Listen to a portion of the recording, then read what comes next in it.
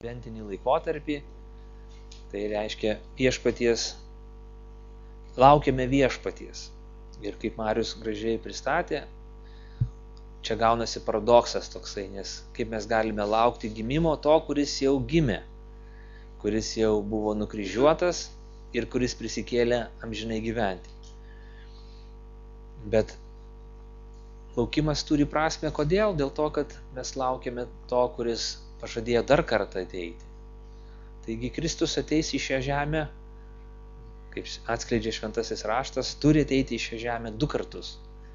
Ir mes dabar gyvename tarp pirmojo viešpaties ateimo ir antrojo jo ateimo, arba kitaip vadinamo sugrįžimo, nužengimo, karaliavimo. Ir adventinis laikotarpis, tas liturginis laikas, 4 savaitės iki Kalėdų, yra tas laikas, kai mes išties turime progą, turime galimybę vėl sugrįžti prie šitos minties. Mums yra primenama nuo sakyklos, per Dievo žodį, šventosios dvasios paraginimą, primenama, kad mes šitoj žemėje esame tik tai keleiviai. Kad ir kaip ją mylėtumėm šitą žemę, mes esame laikinai joje.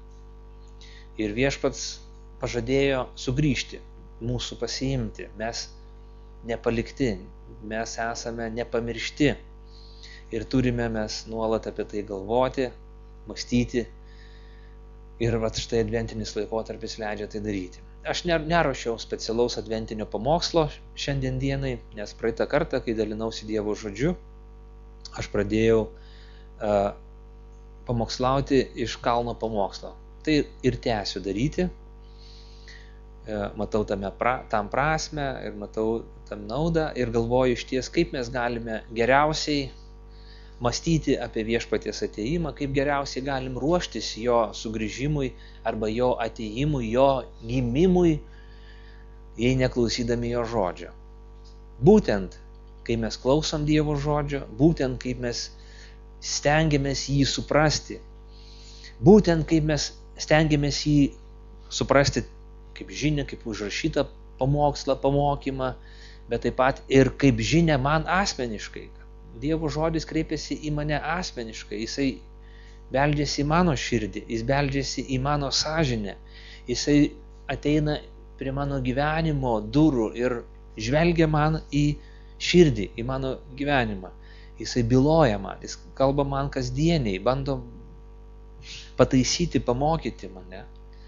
Išties tai yra tikrasis adventas, tai yra tikrasis Kristaus laukimas, tai tikrasis viešpaties ateimo laukimas. Ir jeigu mūsų širdis pažadintos Dievo žodžio, jeigu mūsų širdis sujaudintos Dievo žodžio, jeigu mes susirūpiname, kai skaitome Dievo žodį, kai klausome Dievo žodžio savo sielomis, reiškia, išties mes esam nusiteikę, reiškia, mes esam tame laukime, mes trokštame būti tomis mergelėmis, kurios pripildo savo žibintus, kaip sako palyginimas, aliejaus ir laukia, kada ateis šeimininkas. Taigi atsiverskime Mato Evangelijos 5 skyrių, o kol dar jūs atsiversite, aš trumpai pasidalinsiu įspūdžiais iš Lietuvių Dublino bendruomenės, kurioje teko man praeitą sekmadienį dalintis Dievo žodžiu. Tai ačiū už jūsų maldas ir palaikymus. Pirmin skrydis buvo labai puikus, labai geras, atgal pakratė valandą vieną. Tai kai pradeda tave kratyti lėktuve, tu visą laiką galvoji, koks gyvenimas trapus ir taip toliau. Bet jūsų maldos ir Dievo pasigailėjimas leido man vėl stovėti. Nebuvo ten kažko baisaus, viskas tvarkoj. Aš pats pirmą kartą buvau Dubline, Airijoje, tai man buvo ir pažintis su šalimi, su teisingu vairavimo būdu, kai vairas kitoj pusėje negu mūsų mašinose. Aš visą laiką sėsdavau už vairo, tiksliau noras būdavo sėsti už vairo, nes keleivio vieta yra vairuotojo vieta ir niekaip nežinai, iš kurios pusės reikia laukti mašinos. Instinktyviai žiūri tą pusę, bet garsas ateina iš kitos ir tada saugokis. Tai va. Bet viskas gerai, sėkmingai mane saugojo vienas brolis, vyresniosios vyras, Jisai buvo mano toks, kaip sakyti, angelas sargas, toks tikrai panašus į angelą sargą, toks, ir jisai tikrai mane saugo, sako, palauk, neik, eik paskui mane ir tada aš saugiai pereidavau gatves. Tai va. Kažkur aš nebuvau nuvykęs toliau, Dublino priemiesčiuose, buvau pačiame mieste, centre faktiškai yra ir bendruomenė, baptistų patalpas nuomojasi, daug imigrantų, išties daug skirtingų tautų žmonių ir lietuviai yra viena ta bendruomenė, kuri pakankamai gausiai įsikūrusi Dublino mieste. Tai buvo, aš pats pirmą kartą, kai kurių žmonių aš nepažinojau, teko susipažinti, kai kurie žmonės ir buvo 10 daugiau metų nematyti man. Tai man iš ties buvo labai smagu, kita vertus mes ir nebuvom bendravę ir šiek tiek nerimas toks buvo širdį, galvoju, ar jie mane prisimena, galų gale, žinot, kai prisimena, dar klausi, kaip prisimena, ar geruoju minė, ar bloguoju, bet buvo džiugu iš ties, kad tos širdis mūsų iš ties sujungtos tais saitais, kurie nenutraukiami per laiką, nenutraukti. Ir džiugu kartu garbinti Dievą, kartu melstis viešpačiui. Tai man teko pabendrauti su Ingrida, pažįstat ją, aš dabar pavardė jos pamiršau, Sabaliauskienė, bet prieš tai kokia pavardė buvo, aš nebeprisimenu jau. Misijos pamokslininko, kokia pavardė buvo? Užmiršom. Sabaliauskienė, taigi linkėjimai bendruomeniai. Ir taip pat be abejo teko pabendrauti su Arūnu Adomaičiu ir nuo jo taip pat linkėjimai. Jisai pažadėjo, jis šiaip dažnai čia atvažiuoja, nes man atrodo tėvelio artimieji čia būna, tad kai būna Lietuvoje, jis paprastai atveža artimuosius čia pasibūti, tai jis pažadėjo, kad apsilankys ir pas mus. Tai būt vasarą ar kuriuo metu, kai jisai lankysis, tokį pažadą mes turim. Tai tas širdies ryšys ir bendrystė labai išties malonus. Tai aš manau, kad pati kelionė pasiteisino, man pavyko pabendrauti, susipažinti su žmonėmis, prisiliesti prie jų, patirti tą kasdienybę, tuos iššūkius, su kuriais jie susiduria. Bet kaip ir ten, taip ir čia, kaip ir čia, taip ir ten, kas mus gali guosti, kas mus gali stiprinti, kas mums gali teikti paspirties mūsų gyvenime, mūsų sunkioj buity, mūsų gyvenimo iššūkiuose, problemose, dilemose, su kuriomis mes susiduriam ir kai mes iš ties atsiduriam įvairiausiose, sudėtingiausiose gyvenimo aplinkybėse. Galų gale, kai mums reikia rinktis, kai mums reikia savo gyvenimo būdą, kelią, filosofiją formuoti, kasgi mums labiausiai padeda, kasgi labiausiai mums šviečia, kas labiausiai mus gali pamokyti. Be abejo, Dievo žodis. Dievo žodis, kurį tu laikai savo rankoj. Dievo žodis, kuris prieinamas mums mūsų gimtąja kalba. Jis yra tas paguodos šaltinis, tas išminties šaltinis. Toji šviesa, kuri tamsoje esantiems šviečia. Tad ir atsivertę esame kalno pamokslo pradžią, Mato Evangelijos 5 skyrių, paskaitykim. Galim nuo 1 eilutės, paskaitysime iki 12. Matydamas minias, Jėzus užkopė į kalną ir atsisėdo. Prie jo priėjo mokiniai. Atvėręs lūpas, jis ėmė mokyti. Palaiminti vargšai dvasia, nes jų yra dangaus karalystė. Palaiminti, kurie liūdi, nes jie bus paguosti. Palaiminti romieji, nes jie paveldės žemę. Palaiminti, kurie alksta ir trokšta teisumo, nes jie bus pasotinti. Palaiminti gailestingieji, nes jie susilauks gailestingumo. Palaiminti tyraširdžiai, nes jie regės Dievą. Palaiminti taikdariai, nes jie bus vadinami Dievo vaikais. Palaiminti, kurie persekiojami dėl teisumo, nes jų yra dangaus karalystė. Palaiminti jūs, kai dėl manęs jūs šmeižia ir persekioja, bei meluodami visai piktžodžiauja. Būkite linksmi ir džiūgaukite, nes didelis jūsų atlygis danguje. Juk lygiai taip persekiojo ir iki jūsų buvusius pranašus. Sakykime visi, amen. Išties šie žodžiai, Kristaus žodžiai yra tikroji šviesa. Jie atskleidžia tikrą gyvenimą, atskleidžia tikrus dalykus ir yra šviesa.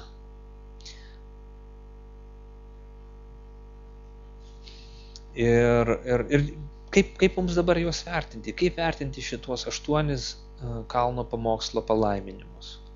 Kaip jie, ką tai reiškia? Kokius viešpats, ką nori tuo pasakyti? Ir jeigu mes prisiminsime įžangą, kurią aš sakiau, išties viešpats kalno pamokslu aiškina, kalno pamokslu atskleidžia, kas yra dangaus karalystė.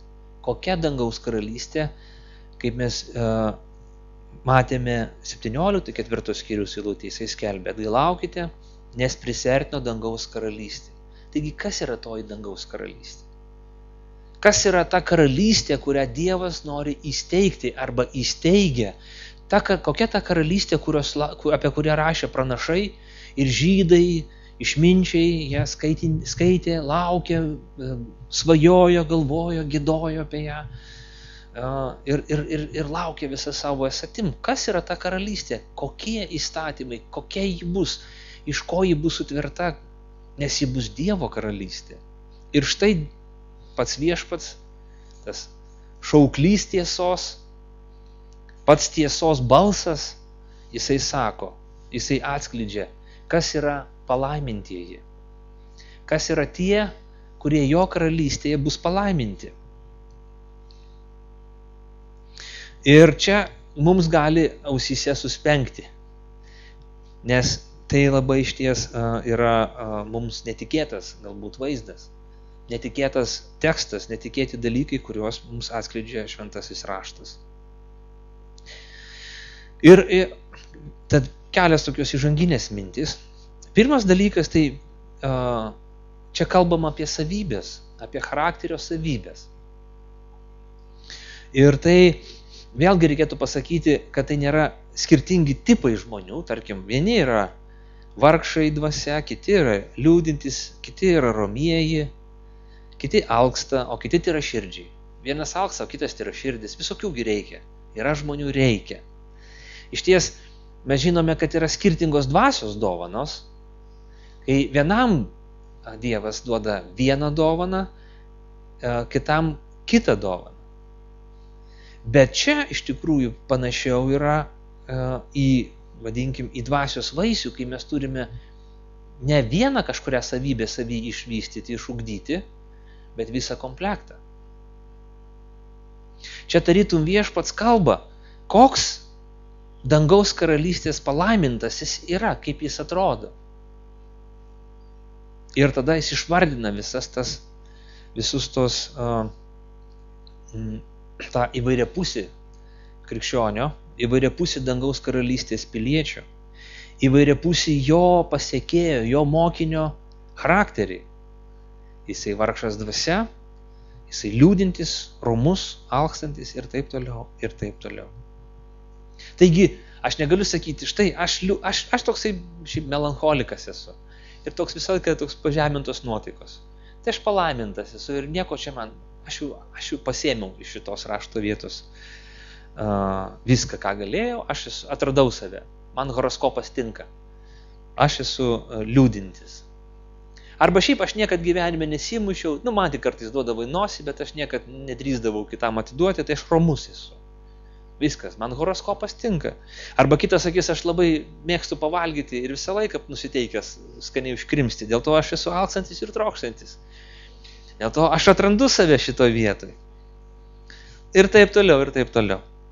Ne, čia kalbama apie visą šitų savybių komplektą viename asmenyje. Ir dar koks momentas, kas svarbu, kad viešpats nekalba apie kažkokią tai elitinę bažnyčios grupę. Tokie megstosios, pintosios ar kitokios beretės. Ypatingai dvasingi, ypatingai pasišventę. Vienuoliai, pastoriai, kokie šventieji, ar kokie sielovadininkai, ar abi studentai, ar vėl kokie ten, žodžiu, priklausomai dar nuo mūsų tradicijos. Ypatingi krikščionys, kurie turi tokias savybės. Va štai girdėjau, štai skaičiau, kad buvo toks vienas už jūrų marių gyveno. Net toliau negu Airija yra. Romus žmogus. Ne. Kalbam apie savybės, kurios turi ryškėti kiekviename dangaus karalystės pilietyje, kaip čia dabar pasakyti. Kiekvienas dangaus karalystės pilietis turi pasižymėti šiomis savybėmis. Jame jos turi skleistis.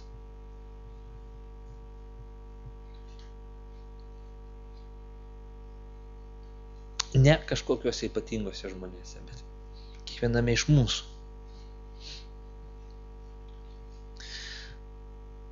Čia vėlgi reikėtų pasakyti tokią mintį, dar vieną mintį, kad kai kalbama apie išsipildymą, nes vėlgi palaiminimas turi tokį tarsi reikalavimą ir išpildymą paskui, pažadą. Palaiminti vargšai dvasia, nes jų dangaus karalystė.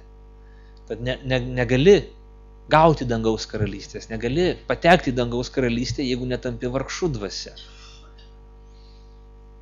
Ir aš turiu pirmą tapti vargšu, tik paskui aš galiu gauti dangaus karalystę. Kad susilaukčiau paguodos, aš turiu liūdėti. Kad paveldėčiau kraštą, žemę, aš turiu būti romus. Ir čia dabar kada tas išpildymas įvyks? Ir manyčiau būtų klaidinga sakyti, arba du kraštutinumai būtų, sakyti, kad mums priklauso išpildymas, čia mes gaunam viską. Dabar mums priklauso dangaus karalystė, dabar mes būsim paguosti, dabar mes gausim žemę, dabar mes prisisotinsim, dabar mes sulauksim gailestingumo. Tarsi tik šito žemėje mes būsime, įvyks išpildymas dangaus pažado, viešpaties pažado. Tai nėra teisinga iki galo. Nes vien palaiminimas regėti Dievą. Tai yra širdžiai regės Dievą. Niekas Dievo nėra regėjęs. Ir jo šito žemėje neįmanoma regėti. Mes galim sakyti širdies akimis, iš dalies taip. Bet palaiminti nes jų dangaus karalystė, vėlgi, ar mes jau taip jau turim tą dangaus karalystę iki galo.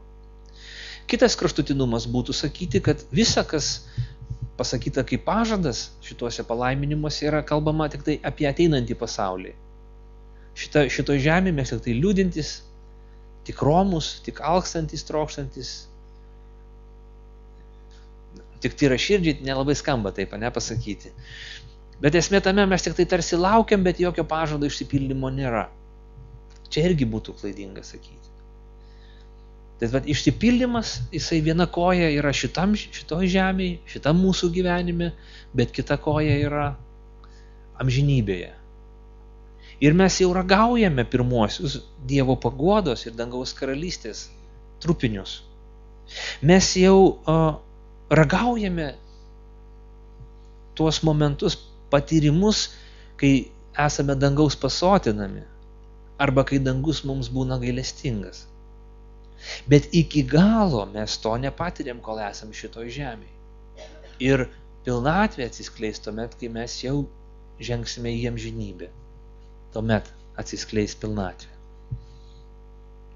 Taigi, palaiminimų išsipildymas savo pilnatvėje atsiskleis aname gyvenime. Bet mes jau ragaujame. Mes jau susiliečiame.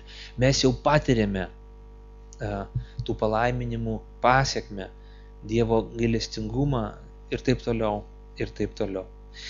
Ir dar vienas momentas, ką pasakysiu, o paskui mes trumpai peržvelgsime tuos palaiminimus, greitai, neišsiplečiant.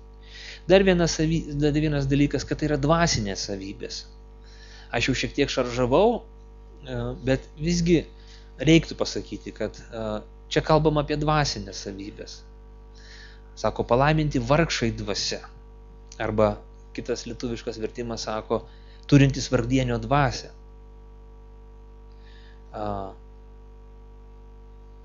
palaimintis liūdintis ir alkanas ir ištroškęs. Ir čia išties kalbama ne apie tai, kad palaimintas, neturintis pinigų, palaimintis šiaip paprastai liūdintis dėl kažko. Kad oras toks prastas čia Lietuvoje. Kad vėjas tos gūsingas šiandien ir išeini tave perpučia dar net neužrakinus lauko durų. Aš liūdnas esu, bet kitas sakys, tu palaimintas, nes Dievas paguos tave. Tai čia būtų primityvinimas, iš ties ne apie tai kalba eina. Galų gale sakysi, aš alkanas visą laiką būnu, duok man valgyti. Sakai, tu palaimintas, nes tu alkanas visą laiką, tavo geras apetitas. Tai čia ne apie tai kinas visai eina, ne apie tą dalykas. Nes negalim taip supaprastinti reikalo, ar ne? Viešpats nekalba apie neturinčius pinigų, apie šiaip nuliūdusius, kad dideli išpardavimai tik tai būna vakarų šalyse ir kad kiek uždirba Airija, kiek mes, aš nuliūdęs. Ne apie tą liūdėsį kalbama yra. Čia kalbama apie dvasinį mūsų susirūpinimą. Kai žmogus iš ties susiduria su Kristumi, su Kristaus tiesa ir kai toji tiesa pradeda belstis į žmogaus širdį ir atskleidžia dvasinę tikrovę. Ir pamatęs tą tikrovę, žmogus nepabėga nuo jos, bet adekvačiai sureaguoja. O adekvati žmogaus reakcija ir būtent ir yra aprašyta Kalno pamokslo palaiminimuose. Tad pažvelkim į juos, gerai? Ar gerai? Tvarkoj. Taigi, pirmasis palaiminimas, palaiminti vargšai dvasia, nes jų dangaus karalystė, turintys vargdienio dvasią, kitas vertimas sako. Ir iš ties čia yra tam tikra linija, kurios laikėsi ir pranašai laikėsi, tas tam tikras supratimas, kad turtingi žmonės arba turtingai save laikantys žmonės, iš principo jie buvo linkę labiau prisiderinti prie pagonybės. O vargšai buvo labiau linkę likti ištikimais Dievui. Turtas ir pasaulietiškumas tarsi ėjo kartu, o neturtas ir dieviškumas vėlgi kartu. Ir mes Evangelijose randam, Luko Evangelijoje nemažai randam tų momentų, kad Kristus pateptas skelbti gerą žinią vargšams, palyginimas apie atgailaujantį nusidėjėlį, kad turtuolius, vėlgi Marijos giesmėje, kad turtuolius viešpats tuščiomis paleidžia. Turtas. Žmogus galvoja, aš esu turtingas. Prisimenam galų gale tą baisiąją, pasmerkiančią ištarą, kurią pasako Jonas apreiškime, Kristaus žodžius perteikė. Sako, tu galvoji, kad aš esu turtingas, tu save vadini, aš jau turtingas, bet iš tikrųjų tu skurdus ir aklas esi. Kai žmogus galvoja, kad jis turtingas, kai žmogus galvoja, kad jo gyvenimas yra vertas gyvenimas, jisai visiškai nesupranta Evangelijos. Jam Kristaus žodžiai yra migla, jam Kristaus žodžiai yra dūmai, kurie nereikalingi niekam. Tai jokia šviesa, tai yra kažkokia tai prieblanda jam atvirkščiai. Tai yra nuovargis sielai. Kai žmogus apie save gerai galvoja, jam nereikia Dievo, jam nereikia šauktis Dievo, nes jis pats savo geras yra.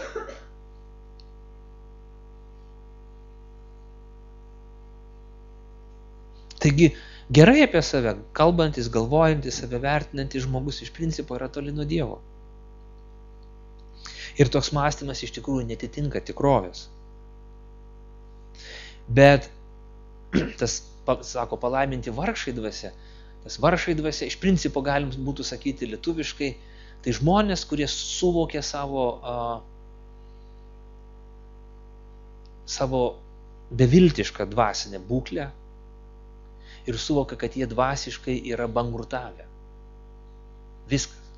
Kad jie nepajėgus būti dvasingi, jie nepajėgus būti kilnus, jie nepajėgus būti orus žmonės, dorybingi, moralus, jie suvokia savo bankrotą, nebegebėjimą, viskas, nemokumą, viskas. Skylė, juoda skylė ir jokios galimybės žengti į priekį. Dvasinis žmogaus bankrotas. Žmogus sako, viešpatie, Aš suvokiu, kad stovėdamas prieš tave, prieš tavo žodį, kai tavo akivaizdai būdamas, aš suvokiu, kad aš esu nusidėjėlis. Ir aš pučiausi, galvojau, kėliausi prieš kitus, bet iš tikrųjų aš suprantu savo visišką negebėjimą. Visišką, aš esu vargšas. Vargšas tavo akivaizdui. Visos mano pastangos, visi mano titulai, visi mano barškantys medaliai, kuriuos aš esu kabinės esu, jie yra tuščias, nulis dalykų, visiškai, jie išgaruoja, kaip dykumoji vanduo, nieko nėra. Visos mano pastangos, visas mano kelimasis prieš kitus yra kaip dėmė tavo akivaizdui. Tu ištiri mano širdį, ištiri mano mintis, ištiri mano motyvus ir tu parodai, kad mano netgi kilniausiose veiksmuose yra daugybė nedorybės. Tad Viešpatie, klausydamas tavo Evangelijos, aš pripažįstu, jog aš esu bankrutavęs. Viskas. Jeigu tu manęs nepasigailėsi, viskas, aš neturiu vilties. Ir kaip tas žmogus atrodo? Čia jisai yra, gal jam biški kažkas negerai buvo žmogui, protelis biški sušlubavo ar kas. Ne, toks žmogus išties jisai suvokia tikrą savo būklę. Mes kiekvienas iš mūsų broliai seserys esam tokie.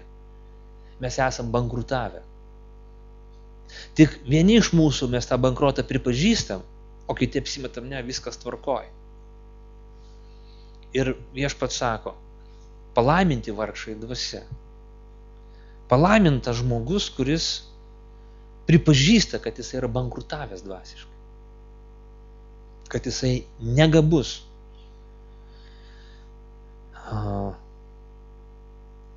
kažką doro, kažką gero nuveikti. tą padaryti, dėl ko galėtų didžiuotis prieš Dievą. Ir iš ties tai didelis palengvėjimas. Mums patiems būna didelis palengvėjimas tuomet, kai mes kažką netinkamo būnam padarę ir ilgą laiką slepiam. Dangsam, bėgiojam ir panašiai. Mes gyvenam su tuo labai bloga būna. Ir kai galiausiai aplinkybės taip susidėlioja, kad mes privalom prisipažinti arba tiesiog atsiskleidžia mūsų padarytas nusižengimas ar kažkokia tai žala, kurią mes padarėme. Ir ateina ta akistata, kai mums parodoma, ką mes padarėme. Aišku, mes išgyvenam gėdą, sunkumą, skausmą, raudonį savo veide, bet tuo pat metu mes ir palengvėjimą tam tikrą jaučiam, ar ne?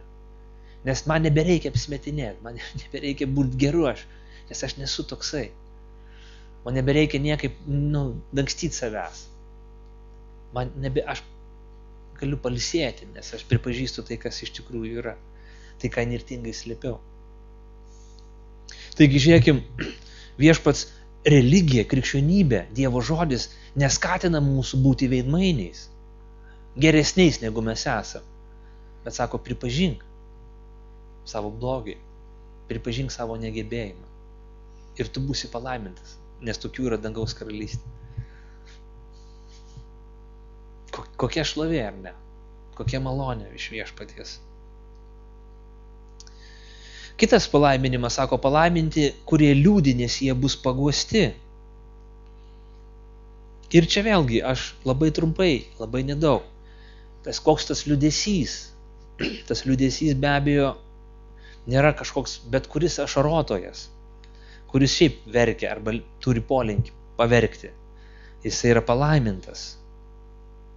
Net negėdėjimo ašaros čia yra, nors mes dažnai, žiūrėk, cituojam neteisingai, sakom, tu liūdi, tai Dievas tave paguos.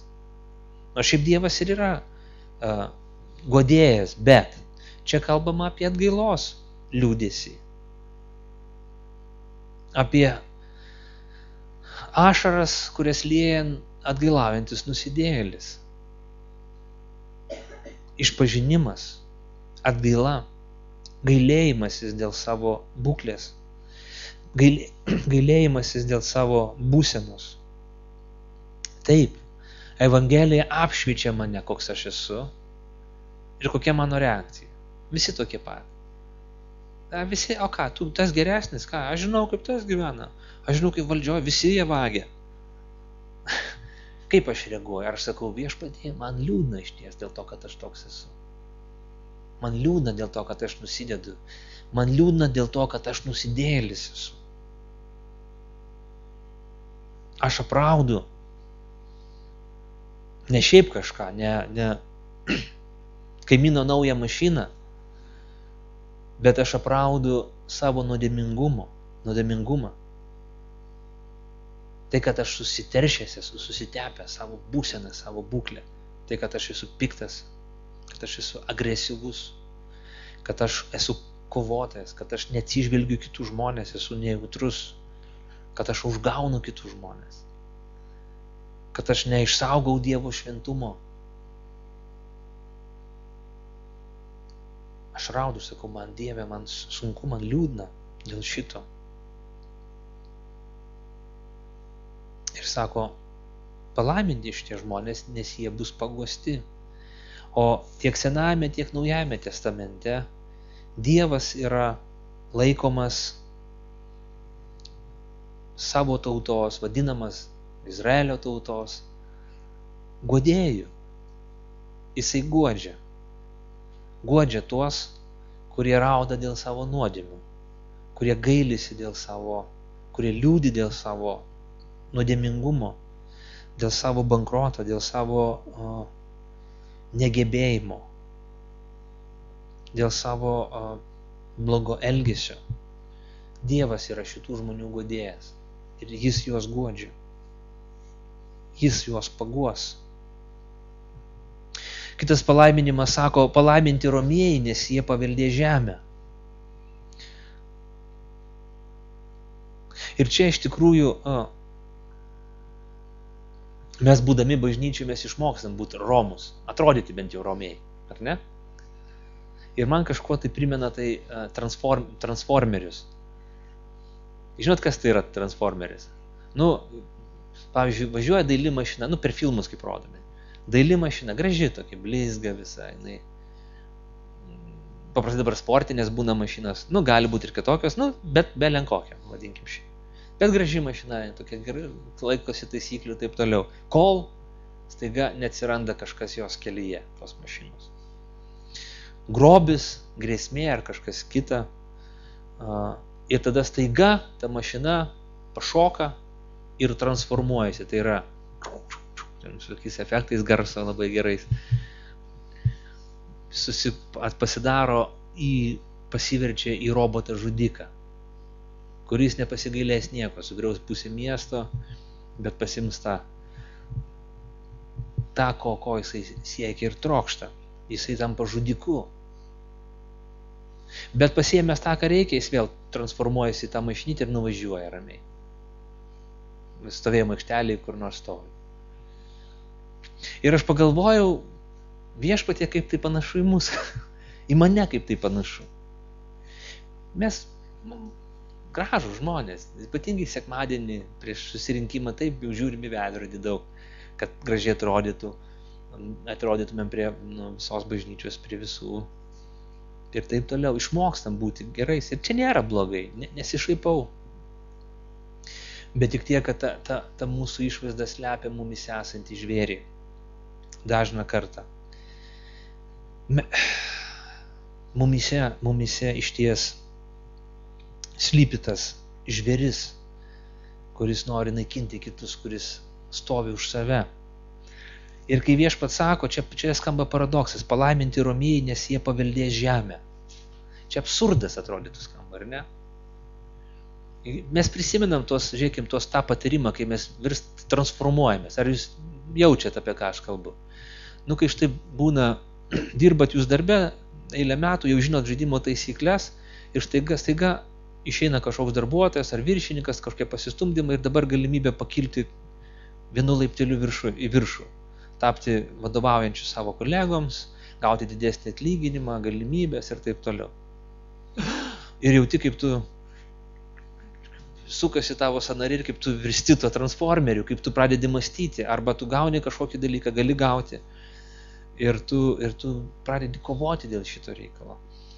Kai skrendam su ta pigių skrydžių, tai skrydžiais, lėktuvais, ten nėra, vietų nėra. Tu gauni bilietą, bet sės kur nori.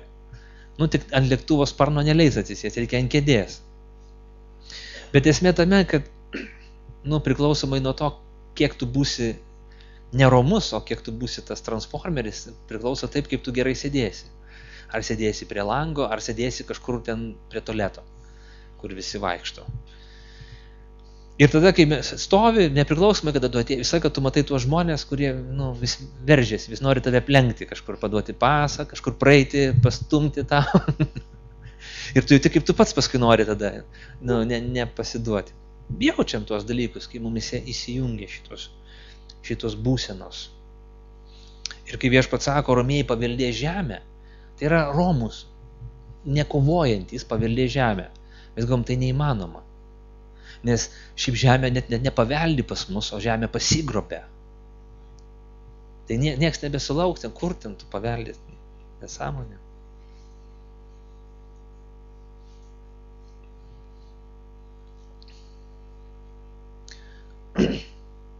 O ką reiškia romus žmogus? Romus žmogus yra tas žmogus, kuris yra nustebintas Dievo santykio, Dievo elgesio, Dievo santykio į jį patį. Aš nustembu, kodėl Dievas taip į mane žiūri. Aš esu nusidėjėlis. Aš esu Dievą ir artimą įskaudinęs žmogus. Ir man labai liūdna dėl šito. Aš suvokiu savo nusikaltimą Dievui ir artimui savo.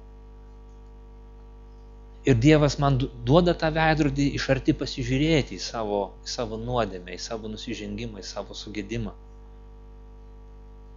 Ir nepaisant šito, Viešpats yra maloningas man. Sako, aš tave paguosiu, aš tau dovanosiu karalystę.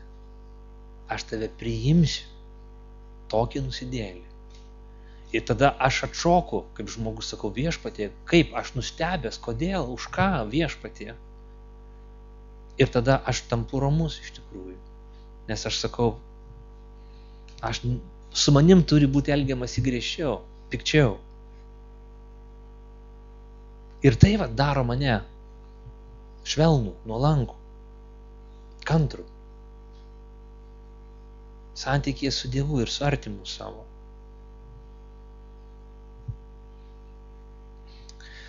Romus elgesys tai adekvatus ir teisingas savęs vertinimas.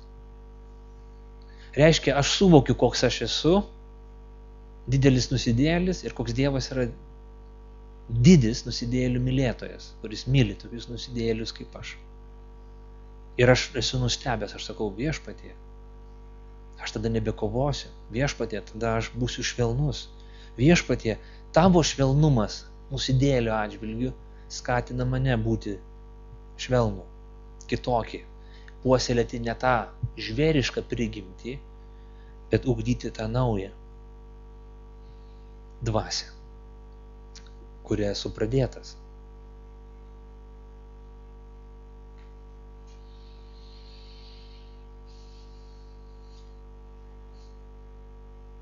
Paskui Viešpats sako, palaiminti, kurie alksta ir trokšta teisumo, nes jie bus pasotinti.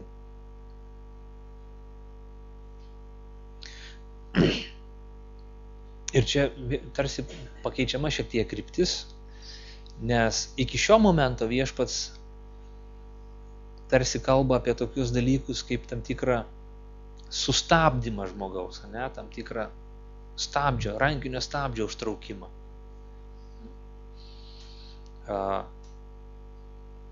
Vargšai dvasia, tu bankrutavęs esi, sustok, viskas, tau blogai, tu liūdėk dabar, būk romus, nes tau nebereikia lėkti. Bet kita vertus, mūsų gyvenimas ne tik yra pasyvus savęs apmąstymas, bet taip pat ir aktyvus veiksmas, siekimas kažko. Ir išties mūsų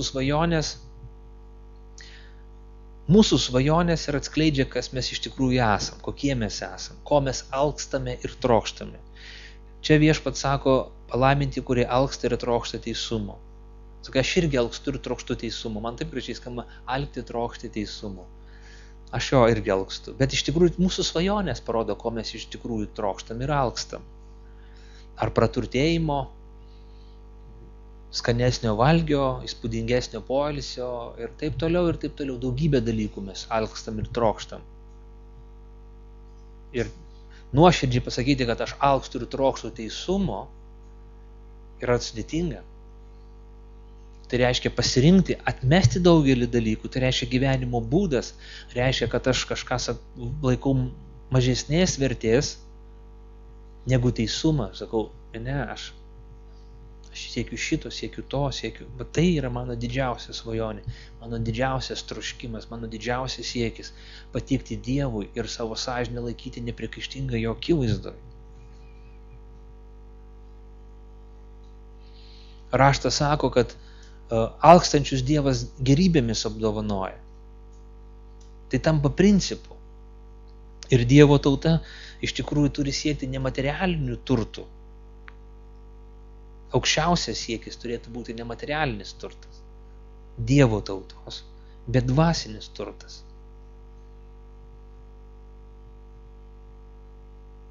Taigi, nepakanka, kad mes tik tai liūdim dėl savo nuodėmių, tik liūdim dėl savo nusižengimų. Mes esam skatinami aktyviai trokšti to, kas yra teisu, to, kas yra gera. Nepakanka gailėtis blogio, reikia siekti trokšti gėrio. Neįveiksi blogio, tik jo liūdėdamas. Reikia įveikti siekiant gėrio.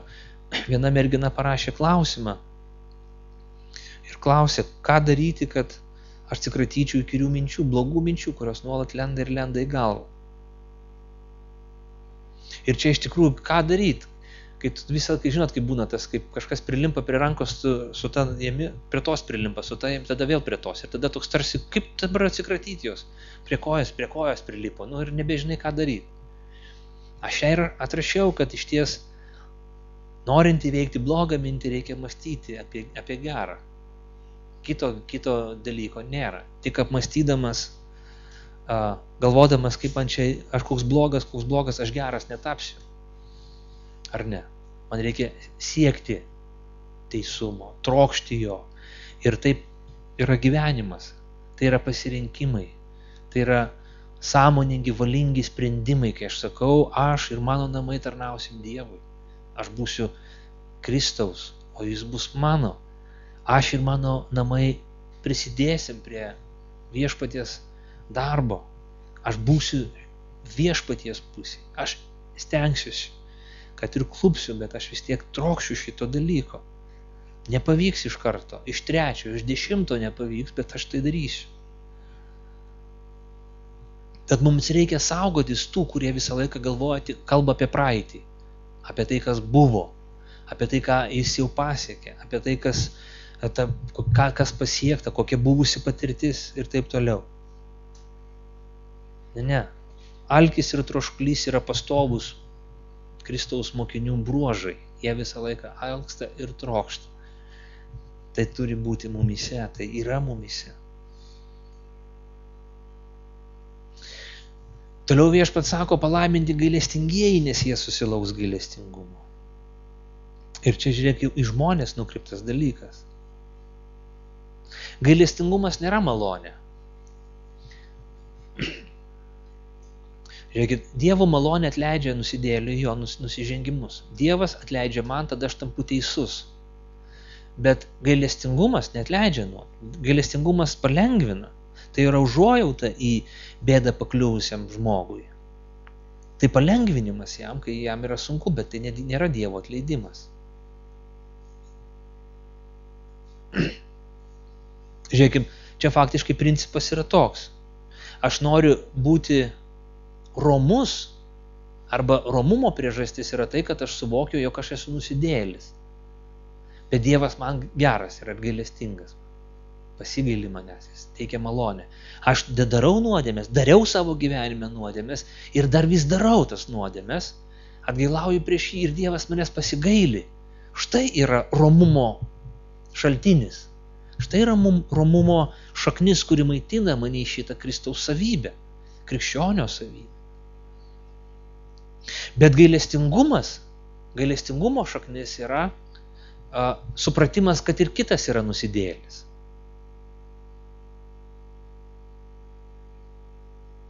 palauk. Aš dariau nuodėmės ir už tas nuodėmės Viešpats turėjo mane nubausti, bet manęs pasigailėjo. Aš tada reiškia, aš nustebęsis ir nebenoriu būti kovotojas. Žiūriu šalia savęs esantį brolį, bažnyčiui, tikintį, seserį. Ir suprantu, kad jis taip pat nusidėlis kaip aš. Lygiai toks pat silpnas, lygiai taip pat ašarojantis, lygiai taip pat kenčiantis dėl savo nuodėmių. Aš sakau, palauk, man gaila to žmogaus, man sunku dėl to žmogaus. Sakau, Viešpatie, būk gailestingas tam žmogui. Nes mes visi silpni esam, mes visi nuodėmės pakirsti esam, mes visi tos blogos prigimties paėsti esam ir mums visiems labai sunku. Ir tada aš tampu gailestingas ir Viešpats sako, palaiminti tie žmonės, kurie yra gailestingi, nes jie taip pat susilauks gailestingumo.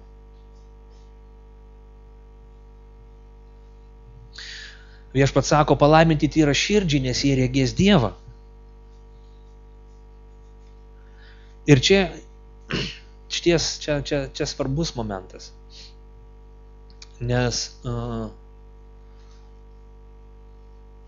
mes įprantam, iš tikrųjų, mes įprantam gyventi su Dievu, mes įprantam melstis, mes įprantam jaustis bažnyčiui, būti joje. Ypatingai tie tokie kaip aš, pavyzdžiui, kuris iki savo atsivertimo neturėjau jokios religinės patirties ir praktikos, jokios bažnytinės patirties. Man atėjus į tikėjimo žodžio bendruomenę, tai buvo pirmoji religinė patirtis apskritai. Aš esu buvęs dar katalikų bažnyčių gal kartą ar du su mokykla. Ir viskas. Bet man pirmą kartą ta patirtis, kas tai yra. Ir tai yra baisu, nes Viešpats mato viską ir taip toliau. Bet per laiką mes priprantam. Tau spaudžia tau krūtinę ir galvoju, čia gėda, giesmės, jie pakelia rankas, koks šventas tas žmogus, kuris kelia rankas. Aš labai norėčiau kelti, bet nedrįstu, nes aš esu nusidėjėlis ir mano sąžinė slegia nuodėmės mano. Aš nedrįstu taip iškelti rankų. Gėdant giesmę. Paskui jau per kurį laiką aš įsitrausinu taip pat pakelti ranką. Bet ilgainiui, žiūrėk, tu gali savo rankas iškėlęs kiek nori būti ir darytis aplinkui. Netėjo, pavėlavo. Rankas iškėlęs, kaip nieko, kaip drąsiai, nieko tokio, viskas gerai. Mes priprantam. Ir sako, palaiminti tyra širdžiai, nes jie regės Dievą. Žinot, čia kalbama, aišku, ir apie tą Seno testamento skirtybę, nes buvo tas ritualinis apsiplovimas. Atėjai, iš piniginės pinigų išsitraukį, sumokėjai ten kokią ožką, miltų ar ten bandelių Viešpačiui nunešiai. Nu taip, tai būdavo tokia, priklausomai nuo to, kiek turtingas esi žmogus. Ir tada jas ten paaukoja, tu viskas, apsiplovėjai, Šma Izrael, pagėdojai ir išeini viskas gerai tau. Tu susitaikė su Dievu, nuo barzdos varva tau dar šventyklos priengio vanduo ir tu jautiesi gerai. Nes tu buvai šventyklų, tu padarai, ką reikėjo, ką statymas liepia. Ir tada Viešpats sako, sustok, ne, palaiminti ne tie, kurie apsiplauna išoriai, bet palaiminti tie, kurie širdį nusiplovė yra. Man negražu, sako, tas jūsų iškilmės, kai tik tai išorė jūs puošėtės, bet širdim esat toli nuo manęs. Nes Dievas žiūri kur? Dievas žvelgia į žmogaus širdį, jam rūpi, kad jisai kalbėtų žmogus iš širdies. Čia kaip protinga mergina, kuri klauso vaikino, sako, aš tave myliu, vaikinas sako. Ir kvaila mergina, jis sako, jis mane myli. Bet protingai žiūri į širdį ir sako, Ir priima tik tada, kai įsitikina, jog jai sako iš širdies. Tada yra tikroji meilė. Taip ir Dievas žvelgia į žmogaus širdį. Dėl to Liuteris sako, tu sako, gali būti apskretėlis, suodžiais, purvais apšepęs prasmirdėlis ir sako, bet turėti tyriausią širdį.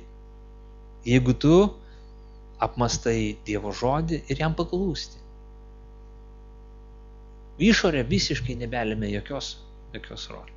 Visiškai nebesvarbi. Nes svarbi žmogaus širdis, ar jisai klauso Dievo žodį ir jam paklūsta.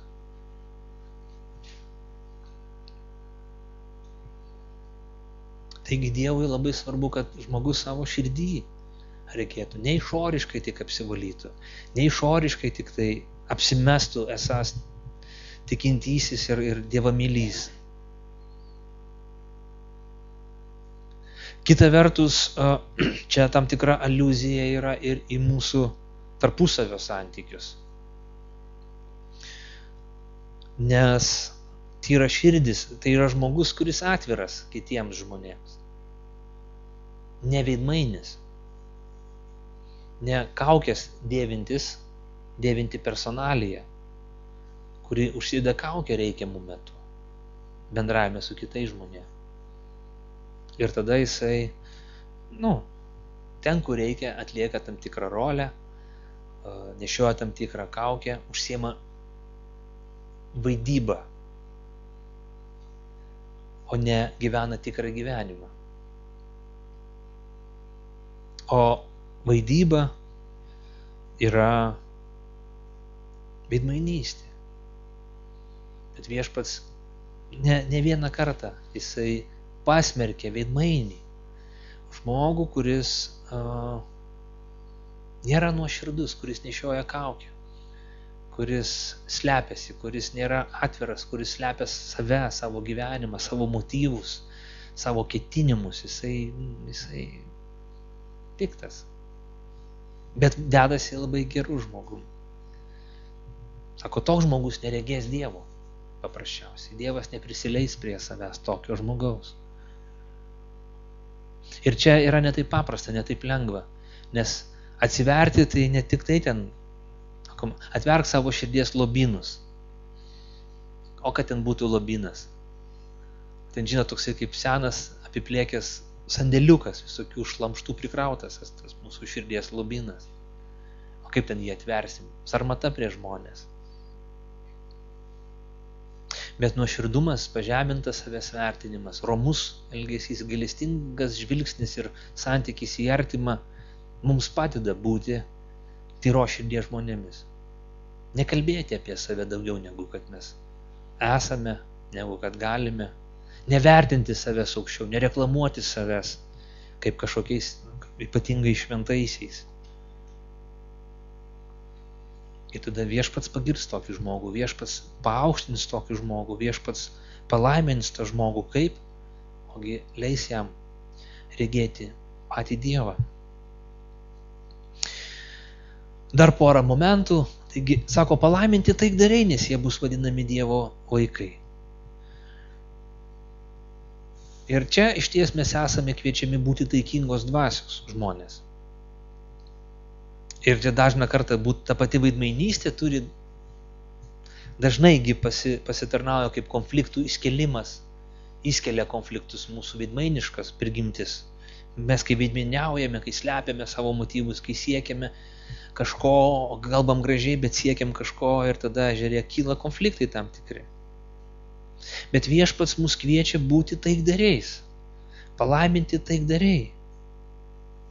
Ir Viešpats nori, kad mes būtumėm tais, kurie sutaikome. Konfliktai yra neišvengiami, konfliktai visą laiką kyla. Jie neišvengiamybė yra. Yra jau mokslai, kurie tyrinėja konfliktus, konfliktų priežastis, naudą, žalą, raidą, vystymasi ir taip toliau. Jie neišvengiami yra. Tačiau kaip krikščionis, Kristaus mokinys neturėtų būti konflikto priežastimi, atsakingas už konfliktą, neturi ieškoti konflikto, neturi skatinti jo. Priešingai Evangelija sako, vykis ramybė, siek ramybės, siek taikos, siek santaikos su kitais žmonėmis. O taikdarystė, taikos siekimas, sutaikinimas yra dieviškas dalykas, nes Dievas nori sutaikinti visą, kas yra žemėje ir danguje, sutaikinti tuos, kas buvo priešiški, sutaikinti savyje. Ką padarė Viešpats. Taigi, ta dieviškoji prigimtis yra nekonfliktinė prigimtis, bet atvirkščiai taikinanti, jungianti, bet neskaldanti. Nekovinga, bet atvirkščiai taikinga. Ir čia mums, visur mums iššūkiai yra, ar ne? Ar sakom, oi, čia viskas paprasta. Sakyk toliau, gal koksai man bus įdomesnis dalykas. Viską žinau ir visko gyvenu. Ateik į priekį, paliūdyk, kaip tu gyveni. Iš tai iššūkis mums. Mums iššūkis, nes mums reikia įveikti save. Kita vertus, kai kalbam apie taiką, apie taikdarystę, kažkurie iš mūsų esam labai tokie socialaus tipo žmonės ir mums labai sunku būna pakelti įtampas tam tikras. Ir mes sakas, stengiamės, kad tik tai nebūtų jokio kivirčo. Viską padarysim. Priskūsim 2 vonės bulvių per naktį. Atiduosim 2 rubaškę savo, kad tik tai ten išeitų tas žmogus, nebūtų konflikto. Viską mes pakesim, kad tik tai nebūtų įtampos. Ir čia iš tikrųjų, čia gražiai labai Johnas Stott sako, kaip Dietrichas Bonhoefferis kalbėjo apie pigią malonę, o Johnas Stottas kalba apie pigią taiką. Išties, taika ir nuraminimas nėra sinonimai. Dievo taika nėra taika bet kokia sąlyga.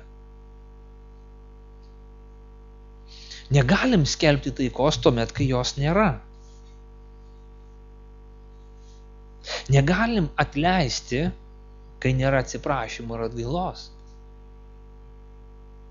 Tikra atgaila, tikras atleidimas, tikras sutaikinimas yra brangus lobis, didelis turtas. Ir Dievas mums atleidžia, nesako, aš atleidžiu. Atleidžiu visiems. Ir išsiunčia visiems atleidimą. Čia kaip laiškus mes žinot. Ne. Taip nėra. Dievo atleidimas yra brangus turtas ir lobis ir jis įteikiamas individualiai žmogui. Kada? Kai šis atgailauja, kai šis prašo iš širdies, ne kaip veidmainis, ne tik pajudina savo kalbos padargus ir pasako su bendruomenė tuos žodžius. Ne, kai jis iš širdį savo supranta Dievę, prašau atleis man. Kai jis suvokia, kad jam reikia Dievo atleidimo. Dievas jam atleidžia. O ar mes galime atleisti tuomet, skriaudą žmogui, jeigu šis jos nepripažįsta? Čia duoda tam tikro sveikumo šios mintis, ar ne? Nes mes kartais kaip krikščionys būnam pasimetę ir atleidžiam visiems, tokie atleidėjai tampam. Bet iš ties tai yra, mes turim būti tarnai iš tikrųjų atleidimo, taikos tarnai, Dievo tarnai, o ne tik tai, kaip sakyti, tų reklamų mėtytojai į pašto dėžutės nereikalingų, kurias paimam, pluoštą išmeta iš šiukšlių dėžę. Ką man reikalingas tavo atleidimas, tavo Dievo atleidimas, jeigu aš jo netikiu? Jeigu aš, ką čia dabar dar čia? Tu man čia grūdi tą atleidimą kaip kokią nors niekam nereikalingą reklamą.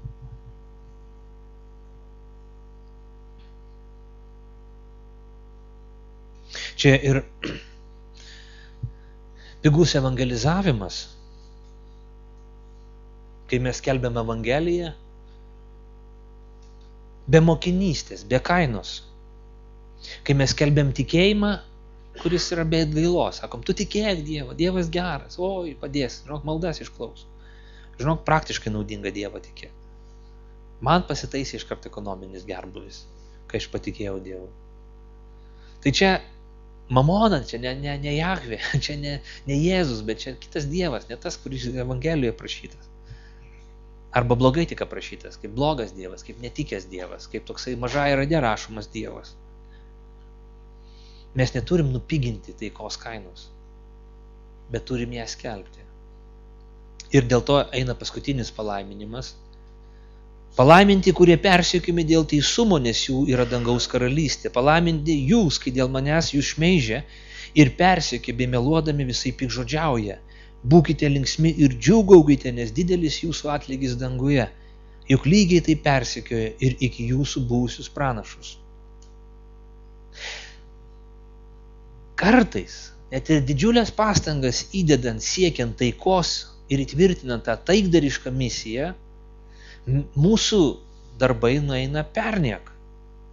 Ir gaunasi priešiškas rezultatas. Žmonės lieka priešiški mums.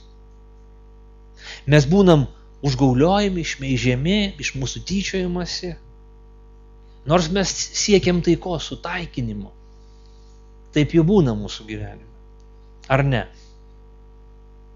Ne, nebūna jūsų gyvenime. Žiūrėjau, tik tai gal 2 žmonės man pritarė, visi kiti sako, nežinau dar tiksliai. Taip jau yra. Taip jau yra. Ir iš tikrųjų šventas raštas mus pamoko, kad mes turėtume būti persekiojami ne dėl to, kad esam patys apsileidę, dėl mūsų asmeninių savybių, dėl mūsų silpnybių ar nuodėmių, bet mes palaimintas tas žmogus, kuris yra persekiojamas dėl teisumo, dėl viešpaties vardo. Dėl manęs jų šmeižia. Persekiojant dėl teisumo. Taigi, sako, tu palaimintas, kai tu esi Kristaus tarnas, jo išpažinėjas, kai tu skelbi jo dorybės ir kai tave pradeda persekioti. Tau reikia džiaugtis. O mes galvojam, kaip reikia reaguoti. Kaip reikia reaguoti. Ir mes klaikiai jaučiamės, kai mus kažkas persekioja, kai mes gaunam tam tikrą priešiškumą. Mes kartais norim atsakyti tuo pačiu. Patirties turim. Pasiversti tais transformeriais, robotais mes mokam. Ir kaip voštelim su vėzdu tam, kuris mane persekiojo, kad pasirodo, aš dabar jį persekioju, ne jis mane.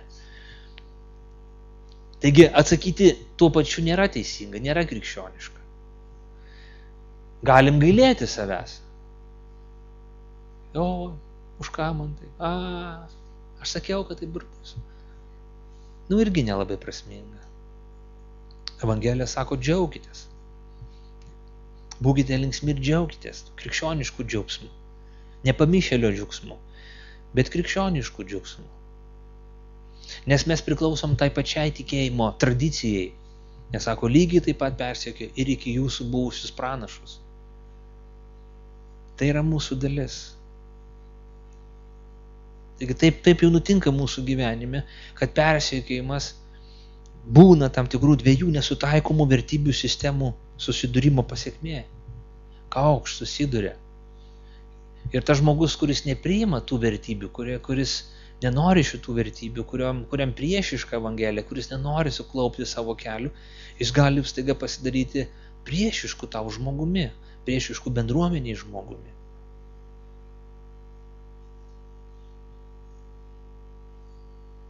Neturim išsigąsti.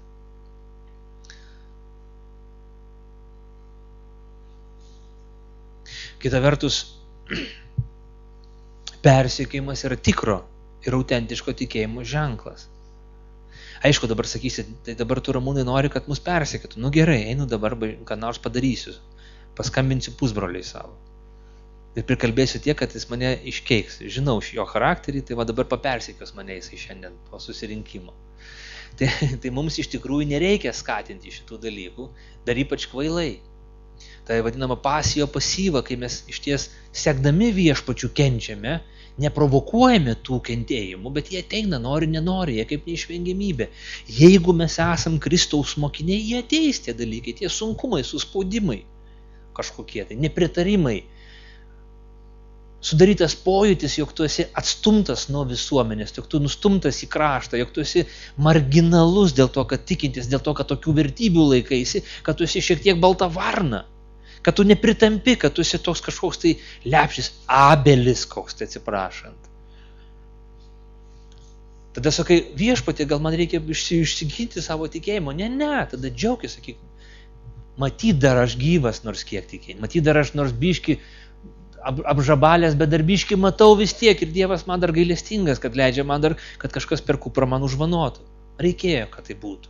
Viešpatie, ačiū tau, kad nepamiršai manęs.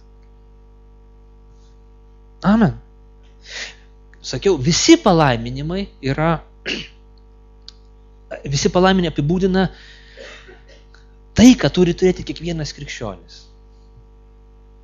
Tad ir niekinimas, atstumimas, persiekimas arba buvimas apšmeižtu yra sąlyga būti Kristaus mokiniu. Tai viena iš Kristaus mokinystės dalių. Taip pat kaip būti gailestingam ar būti tyraširdžiui. Tai dalis. Tai pilna evangelija. Tai nenupiginta evangelija. Tai tikroji evangelija.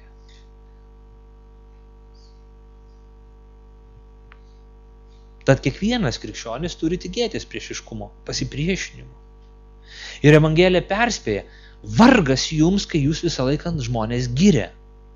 Mes šito norim. Mūsų žmogiškoji prigimtis labai geidžia, kad mus visi girtų.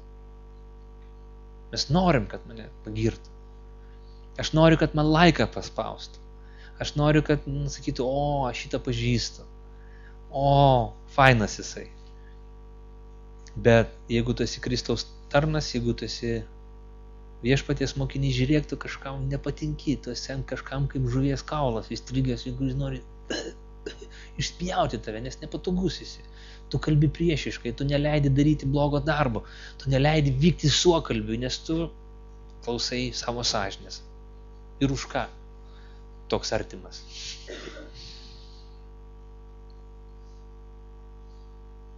Taigi, Liuteris sakė, kad jisai laikė kentėjimus tikrosios bažnyčios žyme.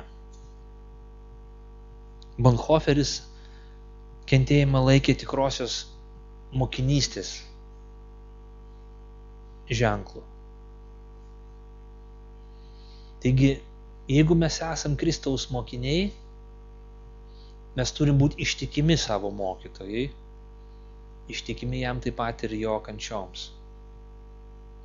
Amen. Taigi toks mano pamokslas, jis ilgas,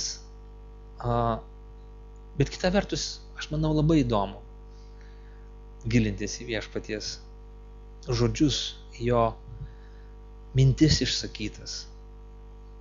Ir kai mes matome išsakytas jo vertybės, tas normas, kurios egzistuoja dangaus karalystėje, mes matome, kad jos tiesiogiai konfliktuoja su visuotinai priimtomis normomis, pasaulio vertybėmis ir normomis, ar ne?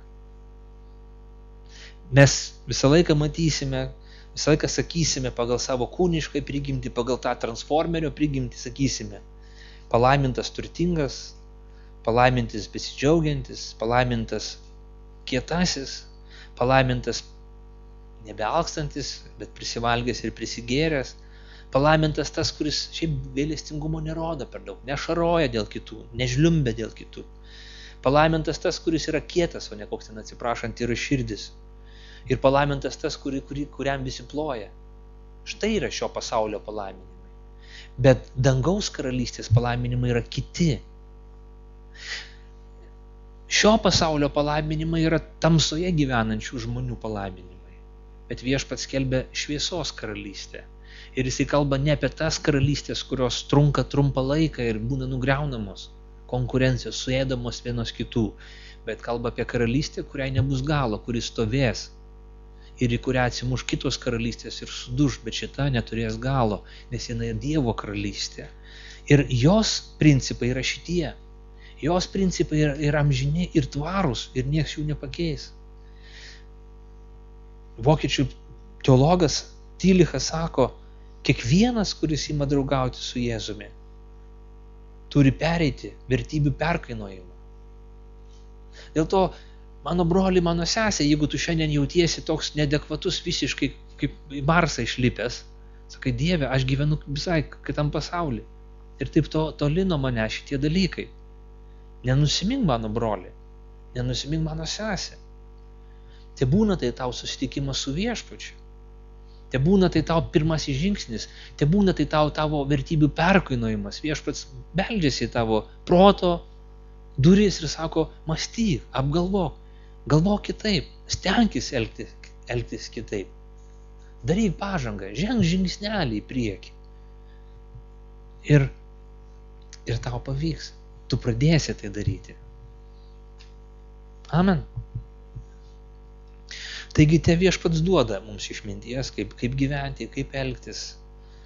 Ir kaip tą žodį, kuris skamba Evangelijoje ir bažnyčioje, kaip jį pritaikyti savo gyvenime. Te duoda Viešpats mums išminties.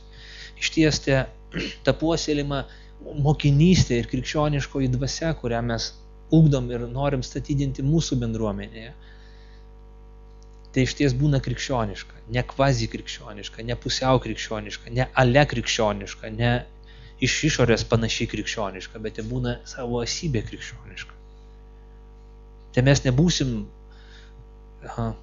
kaip ten tie arbūzai, žali iš išorės, raudoni viduj, bet tai būsim vienos esencijos. Jeigu jau vadinamės krikščionimis, tai stenkimės jais būti, Kristaus pasiekėjais.